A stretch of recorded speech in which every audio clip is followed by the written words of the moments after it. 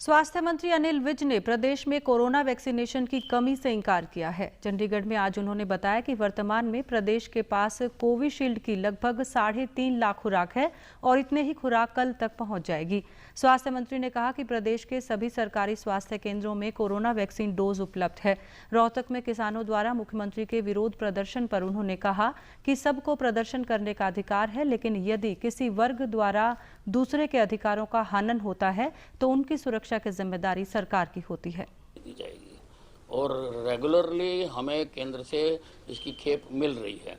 Covishield की खेप आ गई, हमने जिलों तक पहुंचा भी दी है और कोवैक्सीन की हमारे पास सूचना है कि कल हमारे पास सप्लाई आ जाएगी और हम सब जिलों में पहुंचा देंगे। और आती रहती है वो मेरे ख्याल कोविशील्ड 3-3.5 लाख की खेप आई है और कोवैक्सीन की भी शायद इतनी ही आएगी।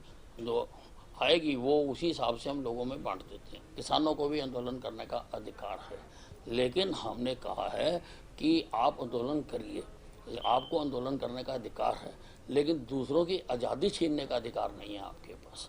लेकिन आप अगर कहोगे कि आप कानून हाथ में लेकर और जाकर किसी कार्यक्रम को विघ्न डालना चाहोगे तो उसकी इजाज़त नहीं दी जा सकती।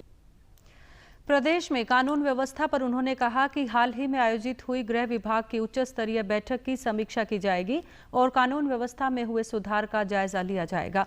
अनिल विज ने कहा कि कानून व्यवस्था को और मजबूत करने के लिए सभी पुलिस अधीक्षकों को प्रत्येक दिन जनता दरबार लगाने और सप्ताह में कम से कम एक पुलिस थाने के निरीक्षण के निर्देश जारी किए हैं।